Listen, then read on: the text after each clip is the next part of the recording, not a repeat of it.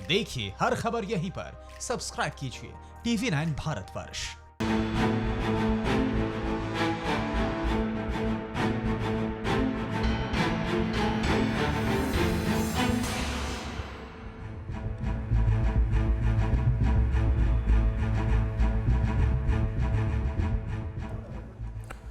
नमस्कार, कैसे हैं आप? मैं हूं निशांत चतुर्वेदी। फिक्र आपकी में अगले 1 घंटे तक आपको आपकी फिक्र से जुड़ी हर खबर दिखाएंगे। सबसे पहले गौर कर लेते हैं हमारे सेगमेंट्स पर। जरा ध्यान दीजिएगा। फिक्र का जिक्र होगा, फिक्रनामा होगा, हॉटस्पॉट नॉनस्टॉप होगा। जानना जरूरी है, खबर पॉजिटिव, और दिनेश बताएंगे जो है सो है। इससे पहले कि आगे बढ़े, नजर डालते हैं आज आपकी फिक्र की कौन कौन सी खबरें हैं। जरा ध्यान से देखें। कोरोना संक्रमण 50 लाख पार। डरा हुआ है संसार, लेकिन डर के बीच भी भारत की विजय गाथा अद्भुत है। विजय गाथा इसलिए अद्भुत है क्योंकि हम हैं टेस्ट में बेस्ट और मुट्ठी में टारगेट। आत्मनिर्भर भारत का गोल हो चुका है सेट। हम आपको बताएंगे कि वैक्सीन का इंतजार क्यों है बेकार। आपको बताएंगे कि कोरोना विजय के कौन से 5 टीके हैं तैयार। अब रेल, रोड और प्लेन का क्या है प्लान। जब आप सफर पर निकलें तो कैसे करें सफर, बैठे किधर, नो डर। भयंकर तूफान में भी कैसे बचा बंगाल, कुदरती आपदा के बीच भी राहत की खबर। मोदी के क्विक ऑपरेशन ने कैसे किया कमाल। इस समय देश के कई मोर्चों पर लड़ाई चल रही है। आज कोरोना संक्रमण का आंकड़ा 50 लाख के पार चला गया और भारत में 24 घंटे में संक्रमण ने रफ्तार पकड़ ली। तो दूसरी ओर देश भी कब तक बंद रहता। यहां की गतिविधियों ने भी रफ्तार पकड़ ली। लेकिन आपको इतना भी घबराने की आवश्यकता नहीं है। हम आपके लिए आज इस निराशा के माहौल में भी उम्मीद जगाने वाली खबर लेकर आए हैं। इस खबर को देखकर आज आपके मन में भी विजय का संकल्प मजबूत होगा। आप आपदा की निराशा से आगे बढ़ेंगे और ये संकल्प लेंगे कि जिस तरह कल रात के भीषण तूफान में भी भारत की तैयारी ने बहुत बड़ा नुकसान रोक लिया, वैसे ही अब वक्त आ चला है लड़ने का और जीतने का। आपकी फिक्र बढ़ाने वाली पहली खबर है दुनिया में संक्रमित होते मरीजों का आंकड़ा, जो आधा करोड़ के पार चला गया है। 50 लाख से ज्यादा। भारत में भी 2 दिन पहले ही कोरोना संक्रमण का आंकड़ा 1 लाख के पार चला गया। अब आप देखिए इन आंकड़ों में आप कहां पर हैं। कोरोना की खबर में सबसे पहले आपको वो 5 शून्य नजर आ रहे होंगे जो 51 के आगे लगे। लेकिन इससे भी बड़ी फिक्र यह है कि अकेले 20 मई को 1,06,000 से ज्यादा कोरोना के केस बढ़े, जिस पर WHO यानी विश्व स्वास्थ्य संगठन ने चिंता जताई।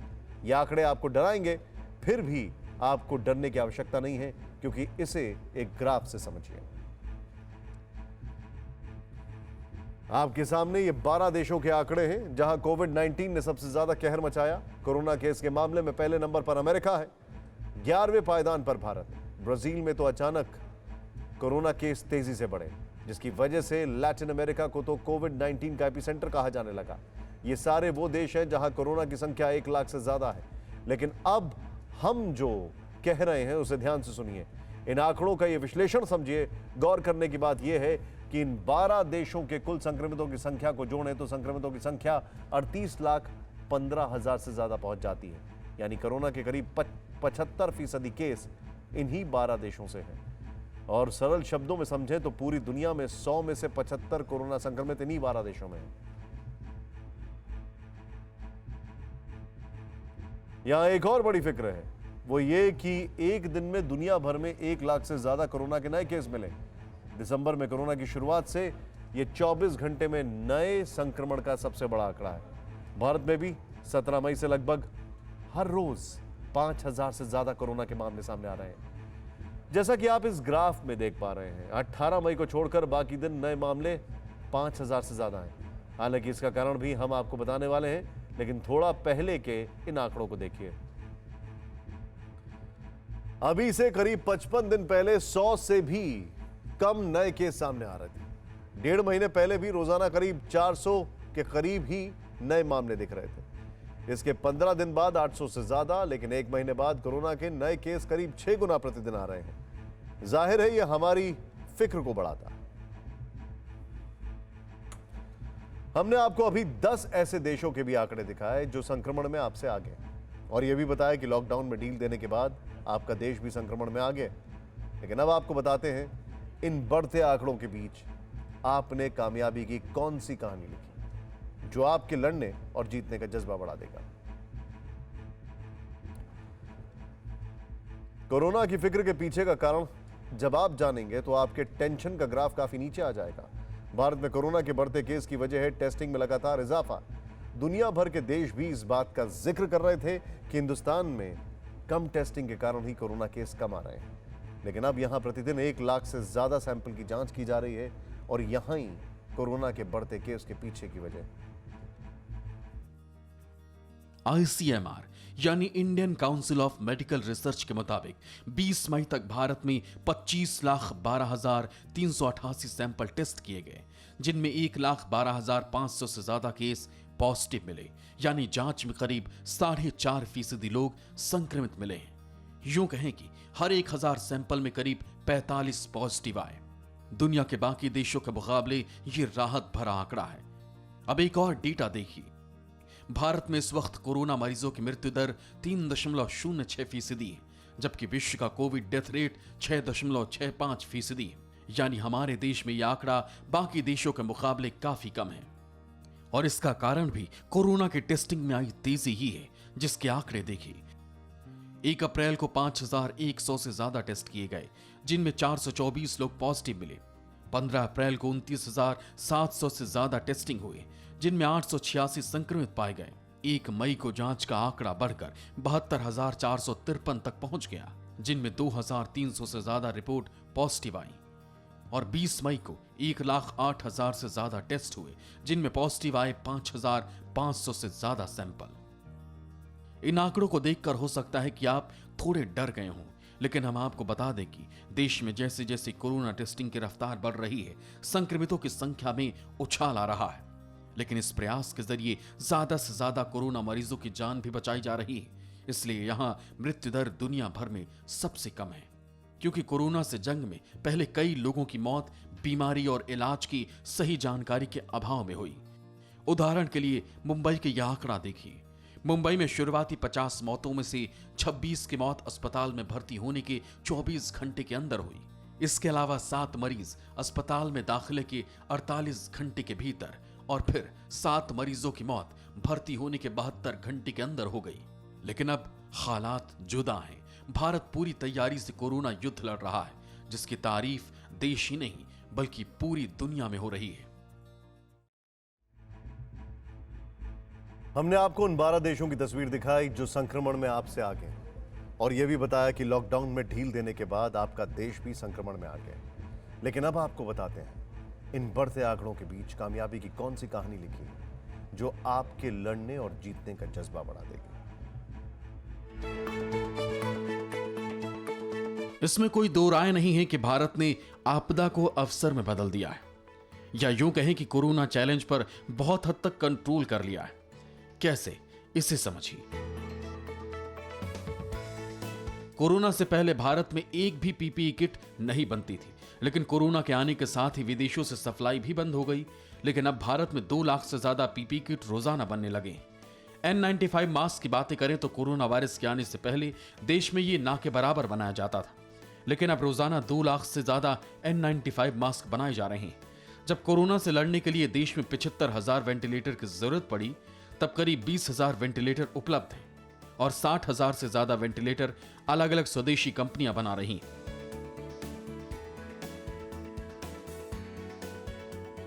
टेस्टिंग किट के मामले में भी भारत आत्मनिर्भर होने की राह पर चल पड़ा है। बताया जा रहा है कि कोरोना टेस्ट करने वाले करीब 70% किट भारत में ही बनाए जाने लगे। उन्हीं में से एक क्रांतिकारी आविष्कार है चित्रा मैग्ना किट। इस आरएनए किट को तिरुअनंतपुरम के चित्रा तिरुनाल चिकित्सा विज्ञान एवं प्रौद्योगिकी संस्थान ने तैयार किया है। बताया जाता है कि इसकी कीमत 150 रुपए होगी, जो बाकी किट से करीब आधी है। जून महीने तक करीब 1 lakh Chitra Magna testing kit का लक्ष्य तय किया गया है। ऐसी कई कंपनियां हैं जो टेस्टिंग किट बनाने के लिए आगे आई हैं, जिनकी बदौलत देश ने 1 लाख रोजाना टेस्ट का लक्ष्य 13 दिन पहले हासिल कर लिया है। यानी अब जांच ज्यादा होगी तो केस ज्यादा आएंगे, लेकिन केस पता चल जाएंगे तो बीमारी को काबू में आसानी से ला पाएंगे। ये थी कामयाबी की एक कहानी और अब आपको दिखाते हैं कामयाबी बनाने वाले मंत्र का विश्लेषण। आप भी जानते हैं कि भारत में संक्रमण की रफ्तार इसलिए बढ़ी है क्योंकि हमारे यहां टेस्ट ज्यादा हो रहे हैं और देश अब सामान्य होने लगा है। इसीलिए आप भी घरों से बाहर निकलने लगे हैं। आप सोच रहे होंगे कि आप तभी बचेंगे जब आपको कोरोना का वैक्सीन मिलेगा, लेकिन अब आप देखिए किन रोगों से आप बगैर वैक्सीन के लड़ चुके हैं और वैक्सीन ना होते हुए भी हर किसी के पास कौन से 5 वैक्सीन हैं। कोरोना पर कंट्रोल के 2 ठोस तरीके। पहला, वैक्सीन, जिसके आने में अभी कितना वक्त लगेगा ये कोई नहीं जानता। दूसरा, ज्यादा से ज्यादा जांच। लेकिन यहां सवाल उठता है कि जब दुनिया के कई मुल्क कोरोना टीका बनाने का दावा कर चुके हैं तो फिर इसके आने में इतनी देरी क्यों? आइए आपको इसका सच समझाते हैं। आमतौर पर किसी वैक्सीन को डेवलप करने और उसे मार्केट तक पहुंचाने में 10 से 15 साल तक का वक्त लग जाता है, मगर कोरोना वायरस ने दुनिया भर के रिसर्चर्स को एक साथ ला दिया है। इसलिए दावा किया जा रहा है कि साल 1.5 साल में इसकी वैक्सीन आ जाएगी। यहां यह जानना भी जरूरी है कि अब तक जिन जिन बीमारियों का टीका मौजूद है उसे बनने में कितना वक्त लगा। चेचक का टीका बनने में 28 साल लग गए। कैंसर की वैक्सीन 15 साल बाद बाजार में आई। डायरिया की पहचान और टीका के बीच भी 15 साल का अंतर है और बच्चों की कई बीमारियों के वैक्सीन को बनाने में भी 11 साल लग गए। इसके अलावा HIV, Zika virus, Ebola virus को मारने का टीका अभी तक बन नहीं सका है। अब सवाल उठता है कि किसी वैक्सीन को तैयार करने में इतना लंबा वक्त क्यों लगता है? इसे कोरोना वैक्सीन की तैयारी से ही समझिए। सेंट्रल फॉर डिजीज कंट्रोल के अनुसार कोरोना की वैक्सीन 6 स्टेज में तैयार होगी। इसमें पहला स्टेज है वायरस को समझना, दूसरा स्टेज है प्री क्लिनिकल। इस स्टेज में जानवरों पर टेस्टिंग की जाती है। थर्ड स्टेज सबसे अहम है और यहीं पर तय होता है कि वैक्सीन की अलग अलग डोज कितनी सुरक्षित या खतरनाक है। थर्ड स्टेज के भी 3 पार्ट होते हैं। पहले पार्ट में लोगों के एक छोटे ग्रुप पर वैक्सीन का ट्रायल होता है। दूसरे पार्ट में वैक्सीन ज्यादा लोगों को उम्र और सेहत के हिसाब से दी जाती है। अभी हांगकांग, बीजिंग और अमेरिका की एक कंपनी इस स्टेज पर है। तीसरे पार्ट में वैक्सीन का हजारों लोगों पर टेस्ट किया जाता है और रिस्पॉन्स देखे जाते हैं। कुछ वैक्सीन चौथे पार्ट से भी गुजरती हैं, जहां अप्रूवल के बावजूद स्टडीज की जाती है। वैक्सीन बनाने की स्टेज 4 में रेगुलेटरी रिव्यू होता है और अप्रूवल लिया जाता है। 5वीं स्टेज से मैन्युफैक्चरिंग शुरू हो जाती है और स्टेज 6 में टीके को क्वालिटी कंट्रोल से गुजरना होता है और इसके बाद वैक्सीन मार्केट में उतार दी जाती है। इन्हीं प्रक्रिया में लंबा वक्त लगता है और कोरोना के केस में भी ऐसा ही हो सकता है। इसीलिए इस वक्त आपको फार्मा कंपनी की वैक्सीन नहीं बल्कि 5 मानसिक वैक्सीन की जरूरत है। पहला, व्यायाम करें। दूसरा, भीड़ में ना जाएं। तीसरा, घर और ऑफिस में सोशल डिस्टेंसिंग रखें। चौथा, साफ सफाई का ध्यान रखें और 5वां, घर से जब भी निकले मास्क जरूर पहनें। कुल मिलाकर इन वैक्सीन का मतलब हो गया सावधानी। वो कहते हैं ना, दुर्घटना से सावधानी भली। हमने जिन 5 वैक्सीन का जिक्र किया है, फिलहाल वो ही वैक्सीन आपकी लड़ाई में हथियार बनने वाले हैं। अगर आप हथियार का इस्तेमाल करते हैं तो सामान्य भारत आपके लिए इंतजार करता मिलेगा। अब आपको देखते हैं और आपको दिखाना है, देखते हैं कि जो आपके सफर की फिक्र को दूर कर देगा, क्योंकि ट्रेन और प्लेन आपकी जिंदगी को अब सामान्य करने वाले हैं और इसमें आपको क्या सहूलियत मिलेगी ये देखते हैं। लॉकडाउन 4 में मिली रियायतों के बाद कोरोना काल में भी जनजीवन सामान्य होने की ओर बढ़ रहा है। रेल सेवा के बाद अब विमान सेवा भी शुरू होने वाली है और ये उड़ान तभी कामयाब होगी जब आप बेवजह सफर पर ना निकलें। बहुत जरूरी हो तभी यात्रा पर निकलें। लेकिन अगर आप निकलेंगे तो आप किन नियमों से गुजरेंगे, कैसे टिकट लेंगे, कैसे सफर करेंगे, ये देख लीजिए। करीब 2 महीने के लॉकडाउन के बाद घरेलू विमान सेवा शुरू होने जा रही है, जो उन कदमों की एक और कड़ी है जो सब कुछ सामान्य करने के लिए उठाए जा रहे हैं। 25 मई से एयरलाइंसों की 1/3 उड़ानों की इजाजत होगी। सबसे बड़ी बात यह होगी कि प्लेन में मिडिल सीट खाली नहीं रखी जाएगी। देखिए, अगर आप बीच वाली सीट को खाली भी रखते हैं तो सोशल डिस्टेंसिंग के जो requirement, that's not met. So nowhere in the world is the option of keeping the middle seat vacant an option which anybody has seriously pursued. और आपको ये भी जानकारी देना चाहता हूं that no, we don't plan to leave the mid seat vacant. Flight के root को 7 कैटेगरी में बांटा गया है। सबसे नीचे है 40 मिनट से कम की उड़ान और सबसे ऊपर है 180 से 210 मिनट की उड़ान। किराए को लेकर एयरलाइंस की मनमानी रोकने के लिए इन 7 कैटेगरी के आधार पर ही किराया तय होगा। किराए को लेकर सरकार की तरफ से अगस्त तक टिकट के कुछ दाम तय कर दिए गए हैं। लोअर लिमिट और अपर लिमिट के हिसाब से सभी कंपनियों को करीब 40% सीटें अधिकतम न्यूनतम किराए के बीच की कीमत पर देनी होंगी। जैसे दिल्ली से मुंबई फ्लाइट के लिए न्यूनतम 3500 रुपए और अधिकतम 10,000 रुपए तय किया गया है, जिसका मिड पॉइंट 6,700 रुपए होता है। मतलब 40% सीट इसी दाम पर मिलेंगी। लेकिन यह किराया और भी कम हो सकता है क्योंकि दुनिया में तेल के दाम बेतहाशा कम हुए हैं। विमानों के लिए एविएशन टरबाइन फ्यूल की कीमत में भी 23% तक की कमी आई है। इसी सवाल को TV9 भारतवर्ष ने उड्डयन मंत्री के सामने उठाया और पूछा कि केंद्र सरकार ने अगर 20 लाख करोड़ के राहत पैकेज में राहत नहीं दी है तो फ्यूल पर लगने वाले टैक्स में क्यों नहीं छूट दे रहे, ताकि कंपनियों का ऑपरेशन कॉस्ट कम हो और कंपनियां हवाई यात्रियों को भी टैक्स में छूट का फायदा दे सकें। पहले दिन से मैं कह रहा हूं कि ये जो हमारे एयरलाइंस की ऑपरेटिंग कॉस्ट उसमें इसमें से 30-35% एविएशन टरबाइन फ्यूल के कारण होती है। तो हमारे तरफ से तो कभी कभी कमी रही नहीं इस चीज को परस्यू करने के लिए। और मैं सोचता हूं कि अब तेल का दाम इतना गिर रहा है जिसमें एयरलाइंस को फाइनली फायदा होगा। हम तो ये भी कहते आ रहे हैं कि जो टैक्सेशन स्ट्रक्चर है और बाकी चीजें हैं वो भी हमें रैशनलाइज करना चाहिए। फिलहाल 25 मई यानी सोमवार से हवाई सफर शुरू हो रहा है, लेकिन फ्लाइट में सफर करने के लिए आपको कई शर्तों का पालन करना होगा। वही यात्री प्लेन में बैठ सकेगा जिसके मोबाइल में आरोग्य सेतु ऐप होगा। फ्लाइट की टिकट मिलने के बाद समय से 2 घंटे पहले एयरपोर्ट पहुंच जाना होगा। एयरपोर्ट पर मौजूद दूसरे लोगों से 6 फीट की दूरी बनाए रखनी होगी। फिजिकल चेक इन नहीं होगा, सिर्फ वेब चेक इन की सुविधा मिलेगी। आपको एयरपोर्ट में तभी घुसने दिया जाएगा जब आप मास्क और शू कवर पहन कर आएंगे। विमान में दाखिल होने से पहले टेम्परेचर चेक होगा। बुखार होने पर यात्रा की इजाजत नहीं मिलेगी। सीट पर बैठने के बाद एक यात्री को दोबारा सैनिटाइज किया जाएगा। सिर्फ चेक इन बैगेज की ही इजाजत होगी। कैबिन बैगेज की मनाही रहेगी।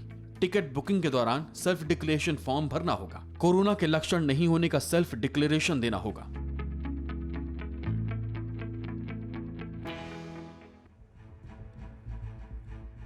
अभी आपने प्लेन में सफर करने के नियम जाने, जिसमें सीट खाली नहीं होगी और आपको सैनिटाइज करने का पूरा जोर होगा।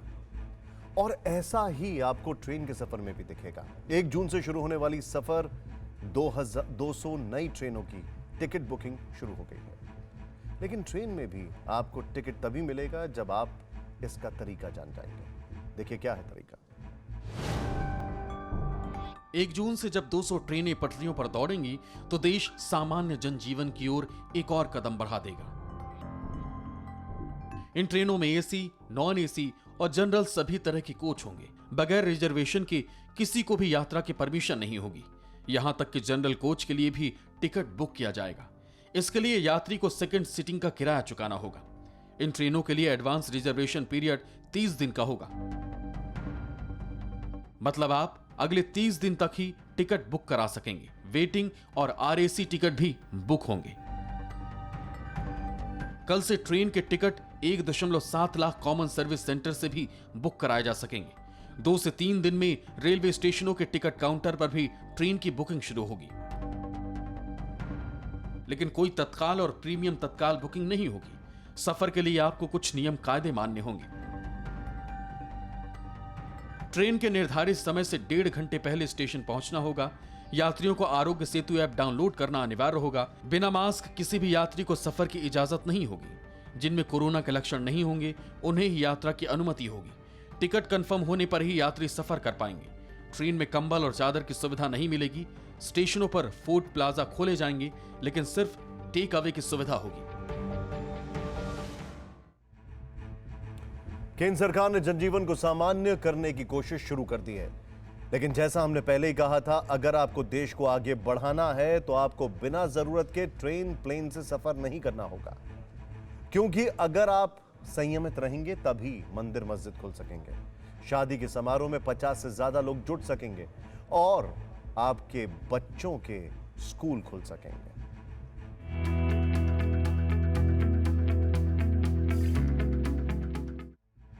और अब बात करते हैं फिक्रनामा की। अभी देश के स्कूल नहीं खोले गए हैं। लॉकडाउन 4 में स्कूल कॉलेज को कई सर्विस सेक्टर की तरह बंद रखा गया है, लेकिन फिक्र की बात यह है कि जब स्कूल खुलेंगे तब क्या कोरोना कंट्रोल में रह पाएगा।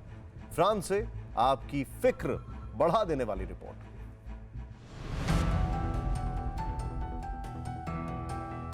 सभी देश कोरोना संक्रमण रोकने की कोशिश में हैं और साथ में जिंदगी सामान्य करने की भी कोशिश जारी है, लेकिन सामान्य होती जिंदगी अपने साथ मुश्किलें भी ला रही हैं और कुछ ऐसा ही हो रहा है फ्रांस के स्कूलों के साथ।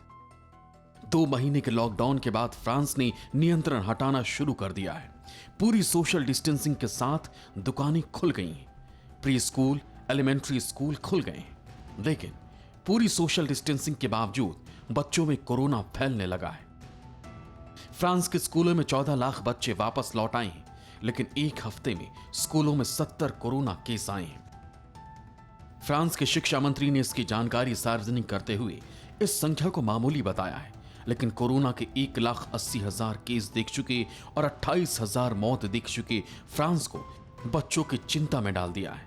माता पिता के सामने दोहरा संकट है। एक तरफ तो वो बच्चों के भविष्य से मुंह नहीं मोड़ सकते, तो दूसरी तरफ कोरोना के खतरे को भी अनदेखा नहीं कर सकते। यूनेस्को ने हाल ही में जारी रिपोर्ट में कहा है कि स्कूल बंद होने का बच्चों पर बुरा असर पड़ रहा है। बच्चों को सामान्य पढ़ाई और विकास का अवसर नहीं मिल रहा। जो बच्चे स्कूली भोजन पर निर्भर रहते हैं, उन्हें न्यूट्रिशन नहीं मिल रहा। घर में अकेले रहने से बच्चे हिंसक होते जा रहे हैं। सामाजिक दूरी से बच्चे सामाजिक व्यवहार नहीं सीख पा रहे हैं। यानी कोरोना की वजह से स्कूल न जाने पर बच्चों पर विपरीत असर पड़ रहा है। बच्चे हिंसक हो रहे हैं, इसलिए इस दौर में उन्हें खास अटेंशन देने की जरूरत है। बच्चों को टेंशन फ्री रखने की जरूरत है और ऐसे ही कोरोना के इस दौर में जीतने के लिए भारत को लड़ाई लड़नी होगी। लेकिन एक लड़ाई हम चीन से भी लड़ रहे हैं और जीत रहे हैं। अब अमेरिकी संसद ने चीन के गाल पर एक ऐसा रेजोल्यूशन मारा है कि वो तिलमिला उठा है। अब जो खबर आपको बताने जा रहे हैं, उस खबर में आपका भरपूर फायदा नजर आ रहा है। आत्मनिर्भर भारत का सपना नजर आ रहा है। अमेरिका और चीन के बीच मनमुटाव की खबर तो पहले ही आती रही, लेकिन कोरोना संकट में दोनों सुपर पावर के बीच ये खाई और बढ़ गई है। और ये खाई इतनी बढ़ गई है कि अमेरिकी संसद में चीन की कंपनियों को यूएस स्टॉक एक्सचेंज से डीलिस्ट करने का प्रस्ताव पास कर दिया गया है। अमेरिकी संसद में बुधवार को Republican senator John Kennedy, Democrat Chris Van ने एक प्रस्ताव पास किया, जिसमें कहा गया है कि विदेशों की सरकारी नियंत्रण वाली कंपनियों को एक्सचेंज से डीलिस्ट किया जाए, यानी सूची से हटा दिया जाए। और अमेरिकी सांसदों ने एक मत से Alibaba group holding limited, Byju Inc जैसी कंपनियों को यूएस स्टॉक एक्सचेंज से बाहर करने का समर्थन कर दिया। केनेडी ने अपने प्रस्ताव में कहा कि अमेरिका चीन के साथ किसी कोल्ड वॉर में उलझना नहीं चाहता, उसे नियमों का पालन करना होगा। इस प्रस्ताव को सर्वसम्मति से पास किया गया है और अगर यह प्रस्ताव कानून बन जाता है तो चीन को भारी नुकसान उठाना पड़ेगा। ऐसा नहीं है कि इसके दायरे में सिर्फ चीन आएगा, बल्कि चीन के साथ साथ बेल्जियम भी आएगा। एक अमेरिकी वॉचडॉग ने सवाल उठाया कि अगर सरकारें ही कंपनियों की फाइनेंशियल हालत देख सकेंगी तो उनकी वित्तीय हालत का अंदाजा कैसे मिलेगा। सच यह है कि चीन की 95% कंपनियों की असलियत कोई नहीं जान सकता, क्योंकि चीन के ही ऑडिटर इन्हें ऑडिट कर सकते हैं। अमेरिका के इस फैसले से चीन की कंपनियां औंधे मुंह गिर सकती हैं, लेकिन इन सब से चीन चढ़ा हुआ है। उसे लगने लगा है कि चीन को जितना ही नुकसान होगा, उसका उतना ही फायदा भारत को होगा, और ऐसा वास्तव में दिख भी रहा है। तमाम कंपनियां चीन से भारत आने की तैयारी में हैं। बोया बीज बबूल का तो आम कहां से होए। चीन के साथ ये कुछ ऐसा ही हो रहा है। चीन ने कोरोना वायरस का जो कांटा बोया वो अब उसे निगल जाने पर आमादा है। दुनिया ने चीन से दूरी बना ली है और ताजा झटका अमेरिका की संसद ने दिया है। अगर अमेरिकी सीनेट में पास हुआ प्रस्ताव कानून बन जाता है तो बेल्जियम की 12 कंपनियां अमेरिकी स्टॉक एक्सचेंज की सूची से बाहर हो जाएंगी। लेकिन बड़ा झटका चीन को और हांगकांग को लगेगा, क्योंकि उनकी 213 कंपनियां सूची से बाहर हो जाएंगी। जाहिर है यह फैसला ड्रैगन की इकोनॉमी को रसातल में ले जाने वाला है, भारी नुकसान पहुंचाने वाला है और चीन की पतली होती हालत में भारत को खुशहाली फैलाने वाला रास्ता नजर आने लगा है। इतनी बड़ी आपदा भारत के लिए एक संकेत लेकर आई है, एक संदेश लेकर आई है, एक अवसर लेकर आई है। प्रधानमंत्री के इस संकल्प से भारत पर पूरी दुनिया का भरोसा बढ़ा है और जिन कंपनियों ने चीन में निवेश कर रखा है वो ड्रैगन की दुनिया छोड़कर वसुदैव कुटुंबकम वाली सोच पर भरोसा करने लगी। सबसे ज्यादा सुकून की खबर अमेरिका से ही आई है। अमेरिका और भारत के बीच संबंध मजबूत करने की पैरवी करने वाली एक संस्था ने बताया कि अमेरिका की 200 कंपनियां चीन से अपना धंधा छोड़कर भारत आने के लिए तैयार हैं और अगर अमेरिकी कंपनियां भारत आती हैं तो चीन कमजोर होगा और भारत मजबूत। यही वजह है कि चीन भारत को लेकर बौखलाया हुआ है। चीन की बौखलाहट सीमा पर भी दिख रही है। भारत चीन की सीमा पर झड़प की ये तस्वीरें सामान्य समय में तो दिखती ही रही हैं। कोरोना काल में भी चीन बाज आने से नहीं चूक रहा है। 2 हफ्ते पहले लद्दाख में गलवान घाटी और प्योंगयांग झील के पास चीन की सेना पीएलए ने अवैध घुसपैठ की कोशिश की, जिस हिमाकत पर भारत ने आक्रामक रुख अख्तियार कर लिया है। भारत ने मोर्चे पर अतिरिक्त सेना तैयार कर दी। कोरोना काल में पिछड़ रहे चीन ने भारत को रोकने के लिए जैसे अपने सारे घोड़े दौड़ा दिए। चीन ने दूसरा मोर्चा खोल रखा है नेपाल के जरिए। चीन नेपाल को उकसा रहा है, दोस्ती में दरार डाल रहा है। चीन के उकसावे में आकर नेपाल ने अपने नक्शे में 395 वर्ग किलोमीटर का इलाका बढ़ा लिया है। नेपाल ने नक्शे में काला पानी के कुल 60 वर्ग किलोमीटर के इलाके को शामिल कर लिया है। भारत ने नेपाल का नया नक्शा ही खारिज नहीं किया है, बल्कि चीन की चाल भी खारिज कर दी है और हालात बता रहे हैं कि चीन जितना ही चढ़ेगा भारत उतना ही आगे बढ़ेगा। भारत में निवेश आएगा, रोजगार आएगा, जो आपकी खुशहाली लाएगा।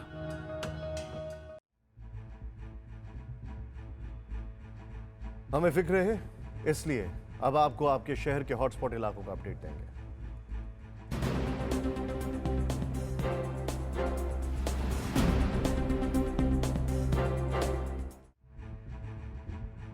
महाराष्ट्र में कोरोना मरीजों की संख्या 41,600 के पार।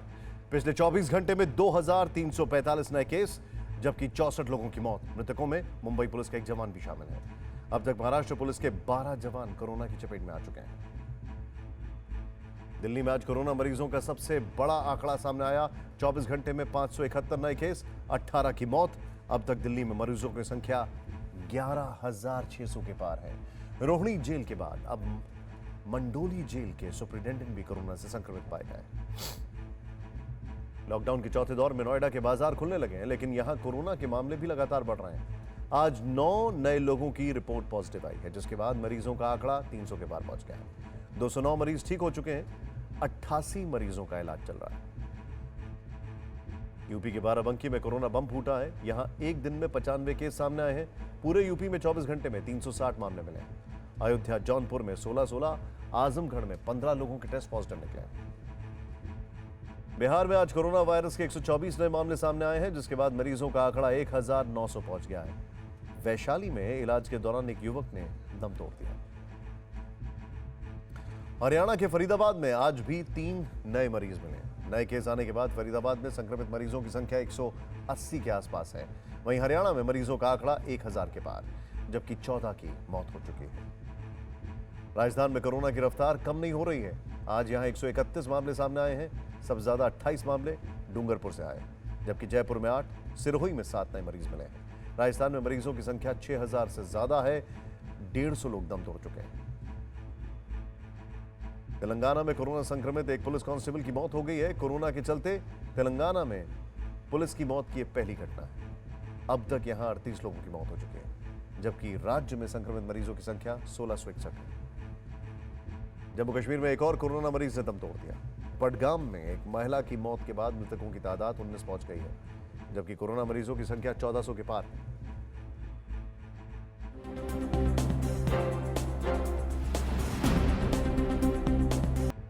कल रात जब आप सो रहे थे तो पश्चिम बंगाल में कई परिवार अपने सिर पर मौत को मंडराता हुआ देख रहे थे।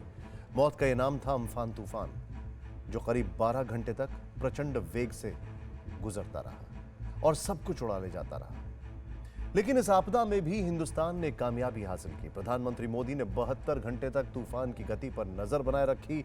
और इससे पहले कि आपको बताएं कि पीएम के जागने से कितनी बड़ी आफत टल गई, आपको दिखाते हैं आफत कितनी बड़ी थी।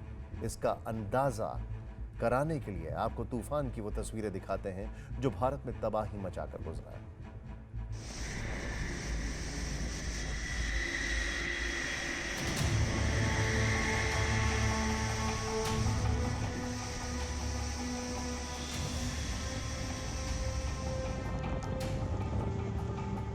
ये तस्वीरें बुधवार के दिन की हैं, जब सुपर साइक्लोन अम्फान सुंदरबन के पास समुद्र तट से टकराया था। समुद्र में ऊंची ऊंची लहरें उठ रही थीं और पूरा समंदर अशांत नजर आने लगा था। अंदाजा इसी से लगा सकते हैं कि कुदरत का यह कहर कितना भीषण था।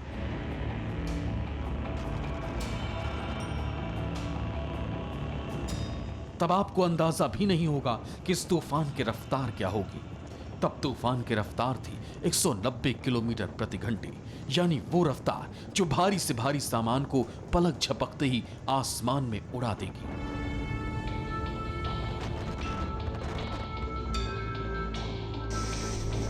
पश्चिम बंगाल के नंदीग्राम में इस तूफान में घिरे लोगों की हालत का अंदाजा लगाइए, जिनके दिल में हवा की ताकत और समंदर की लहरों का शोर सिहरन पैदा करने लगा था।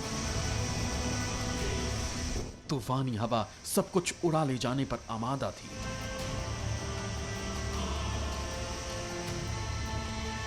तिनके की तरह हिल रहे इन बड़े और मजबूत पेड़ों को देखकर ही आप अंदाजा लगा सकते हैं कि 190 किलोमीटर प्रति घंटे की रफ्तार क्या होती है। जब इंसान की बस्तियां देखते ही देखते तबाह हो जाती हैं, कलेजा कांप जाता है और तूफान का ये शोर जान पर भारी लगने लगता है।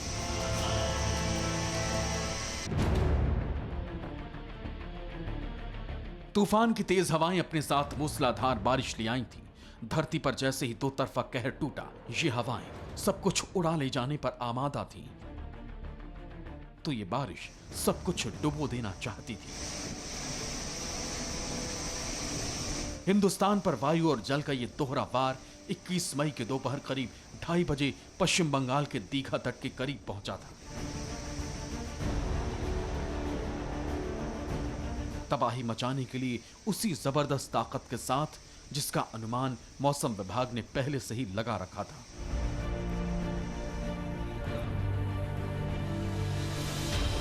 यह तूफान पूरे समंदर को मथ कर निकला था और यही वजह है कि तट से तूफान गुजर जाने के बाद भी लहरें प्रचंड उफान पर थीं। ऐसी लहरें जो खारे सागर में कम ही दिखती हैं।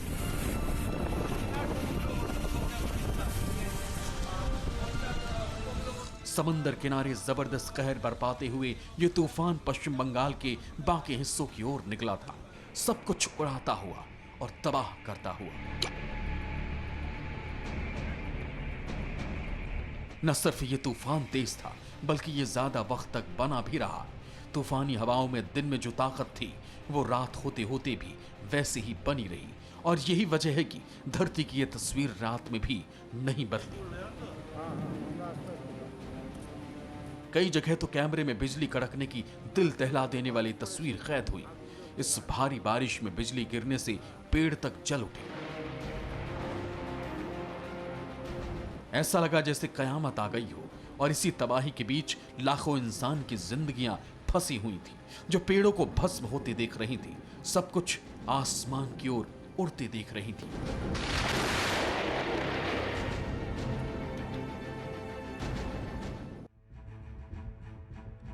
अभी आपने देखा किस कदर भयंकर तूफान आया, जिसकी रफ्तार अधिकतम 190 किलोमीटर प्रति घंटे तक पहुंच गई थी। लेकिन अब आपको दिखाते हैं तूफान कैसे तबाही मचाकर गुजरा। अम्फान ने देश को कितना नुकसान पहुंचाया। हमारे रिपोर्टर आज अम्फान से प्रभावित इलाकों से होकर गुजरे और हमने जो देखा वो रोंगटे खड़े कर देता है।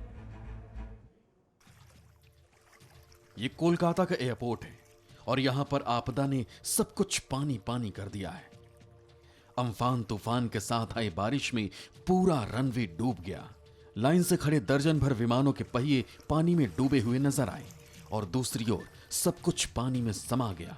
शेड टूट गए, जिधर भी नजर गई पानी ही पानी नजर आया। कोलकाता में 133 किलोमीटर प्रति घंटे की रफ्तार से हवाएं चली थी, जिसने पूरे शहर में तबाही मचा दी। सड़कों पर पड़े ये टूटे हुए पेड़ उसका सबूत हैं और उन भारी भरकम पेड़ों के नीचे कई गाड़ियां भी दब गईं। तेज हवाओं के चलते कई होर्डिंग्स उखड़ गए, जो पेड़ों के साथ कई दुकानों पर जा गिरे। कोलकाता में किस कदर तूफानी हवाएं चली, उसका अंदाजा लगाने के लिए जरा ये तस्वीर देखिए। 1, 2, 3 और 4। देखिए किस तरह हाईवे पर एक नहीं 4 बड़े बड़े कंटेनर पलटे हुए पड़े हैं। सोचिए, जिन हवाओं के आगे भारी भरकम ट्रक नहीं टिक सके तो इंसानों का क्या हाल होता। सुपर साइक्लोन की वजह से कई बसों को भी नुकसान पहुंचा है। जो बसें रास्ते में घिर गई थी वो बड़े बड़े पेड़ गिरने से उनकी चपेट में आ गईं। महातूफान ने कई मकानों को भी नुकसान पहुंचाया है। इस घर की छत ही उड़ गई। घर के लोगों ने बड़ी मुश्किल से पड़ोस में भागकर अपनी जान बचाई। 133 किलोमीटर प्रति घंटे की हवाओं के साथ कोलकाता में मूसलाधार बारिश भी हुई, जिसकी वजह से शहर पानी पानी हो गया। हर सड़क गली कूचा पानी में डूब गया। कोलकाता में सड़क से लेकर एयरपोर्ट तक पानी में डूबा और हावड़ा में रेलवे यार्ड भी पानी में समाया नजर आया। सुपर साइक्लोन कोलकाता में आने से पहले दीघा के पास समुद्र तट से टकराया था और वहां भी भारी तबाही मचाई थी। बहुत घरों को नुकसान पहुंचा है और बहुत बड़ी तादाद में पेड़ टूट कर गिरे, जिससे कई इलाके का संपर्क टूट गया। साइक्लोन आम्फान तो बांग्लादेश जा चुका है, लेकिन जाते जाते जो दहशत छोड़ गया है उसका डरावना जो तस्वीर है वो आपको दिखाएंगे। जितने बड़े बड़े पेड़ देख रहे हैं सब उखड़ के गिर गया है। ये जो लोगों को देख रहे हैं आप लकड़ी का काट के लेके जा रहे हैं, इनसे वो अपना घर बार बनाएंगे। घर का जो शेड्स वगैरह टूट चुके हैं वो इन पे बनाएंगे। ये एक दुकान था, इतनी बड़ी पेड़ जो है धंस के पूरा घुस चुका है। महातूफान से मची तबाही को एक और तस्वीर से भी समझ सकते हैं। तूफान के चलते इन चिंगारियां और धमाकों ने कोलकाता के प्रिंस अनवर शाह रोड पर दहशत को और बढ़ा दिया था। दरअसल तेज हवाओं और बारिश की वजह से बिजली के तार टूटने से चिंगारियां निकलने लगी और ट्रांसफार्मर फूंक जाने से धमाके हुए।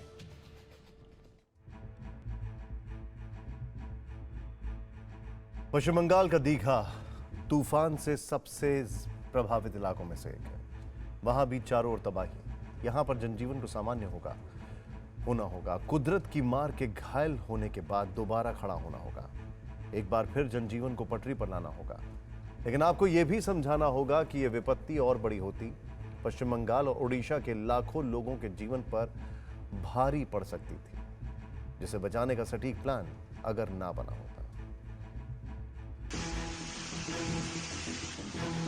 सुपर साइक्लोन अम्फान पूरी ताकत के साथ हिंदुस्तान में कहर बरपाने आया था।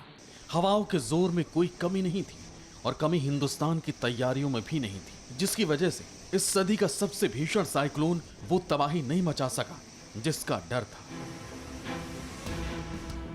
यह सब मुमकिन हुआ वक्त रहते सरकार के एक्शन में आने से। अम्फान बंगाल की खाड़ी में उमड़ते घुमड़ते हिंदुस्तान की ओर बढ़ रहा था, लेकिन उससे 72 घंटे पहले ही प्रधानमंत्री मोदी और उनकी टीम ने मोर्चा संभाल लिया था।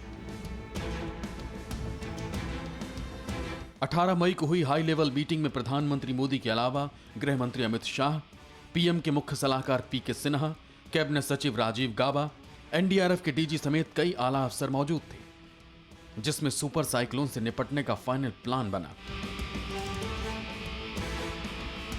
तटीय क्षेत्र में एनडीआरएफ की 41 टीमें तैनात की गईं। एयरफोर्स के C-131 प्लेन तैयार रखे गए। आर्मी, नेवी और कोस्ट गार्ड को अलर्ट पर रखा गया। प्रधानमंत्री को सबसे ज्यादा परवाह उन लोगों की थी जो पश्चिम बंगाल और ओडिशा के तटीय इलाकों में रहते हैं और तूफान का सबसे पहले शिकार बनने वाले थे। पीएम मोदी के साथ मंथन के बाद बड़े पैमाने पर रेस्क्यू ऑपरेशन चलाया गया। तूफान आने से पहले ही 6.6 लाख लोग सुरक्षित जगहों पर पहुंचा दिए गए। ओडिशा में 1.6 लाख लोग रेस्क्यू किए गए। अगर ये सब करने में देरी होती तो मौत का आंकड़ा बहुत ज्यादा हो सकता था, लेकिन वक्त रहते लोगों को सुरक्षित जगह पर पहुंचाकर ज्यादा से ज्यादा लोगों की जान बचा ली गई।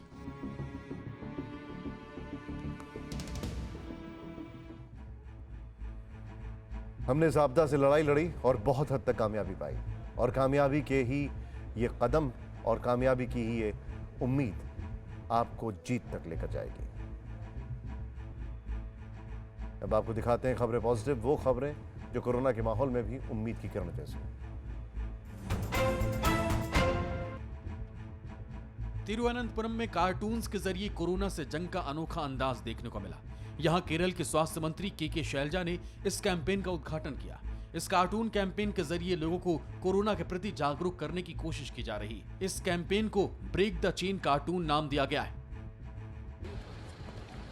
सोशल मीडिया पर यह वीडियो तेजी से वायरल हो रहा है। हिंदुस्तान की सीमा की रक्षा करने वाले हमारे वीर भी पुलिस को सलाम कर रहे हैं। ऐसा वीडियो आपने शायद पहले ना देखा हो, जब पुलिस और आर्मी का आमना सामना हुआ और आर्मी अफसर ने न सिर्फ पुलिस की खूब तारीफ की बल्कि उनके लिए मिठाई भी लेकर आए। वीडियो को केंद्रीय मंत्री राज्यवर्धन सिंह राठौर ने ट्विटर पर शेयर किया है। कोरोना संकट के बीच एक आतंकी साजिश को भी देश के जवानों ने नाकाम कर दिया। कुपवाड़ा में पुलिस और आर्मी के ज्वाइंट ऑपरेशन में घाटी में आतंक की प्लानिंग कर रहे 3 आतंकियों को पकड़ा गया। आतंकियों के पास से पुलिस ने कई हथियार बरामद किए हैं और आतंकियों से पूछताछ की जा रही है। हम भारतवासी अपने देश की अहिंसा, कोरोना के बीच गाजियाबाद पुलिस ने आतंक से भी लड़ने का संकल्प लिया। गाजियाबाद पुलिस ने सोशल डिस्टेंसिंग के साथ आतंकवाद विरोधी दिवस मनाया और हिंसा से डटकर सामना करने की शपथ ली। पुलिस ने हर नागरिक की रक्षा का वचन लिया। इस दौरान गाजियाबाद एसएसपी कलानिधि नैथानी भी मौजूद थे। मुंबई में कोरोना से लड़ने के लिए आरएसएस के कार्यकर्ता भी सामने आए। ये कार्यकर्ता बीएमसी और पुलिस के साथ मिलकर जोहो इलाके के झुग्गी बस्ती में लोगों की जांच करने पहुंचे। झुग्गियों में जांच के लिए 8 टीम बनाई गई और हर टीम में एक डॉक्टर के साथ संघ के 2 स्वयंसेवक भी लगाए गए, जिन्होंने पीपीई किट पहनकर लोगों की थर्मल स्क्रीनिंग की और पल्स रेट भी देखी। इस टीम ने अब तक जांच के बाद 100 से ज्यादा लोगों को क्वारंटीन किया है।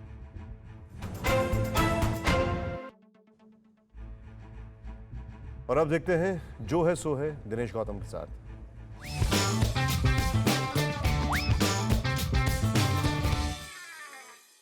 हम तरीकों में ऐसा फंसते हैं कि उद्देश्य भूल जाता है।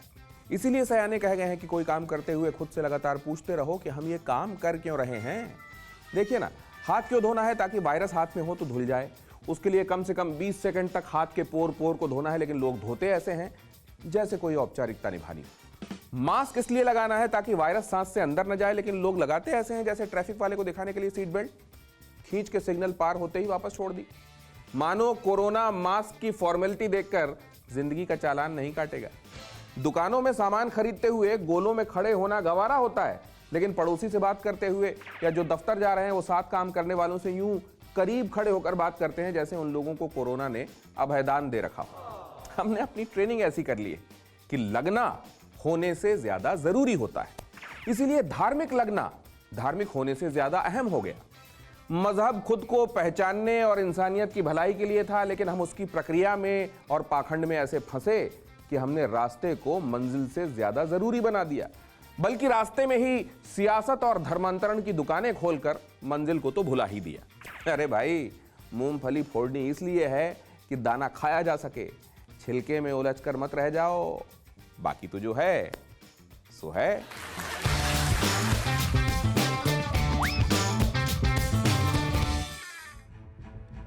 अब कई लोग कोरोना को घूस ना देने लगे कि भैया घूस ले लो और निकल लो।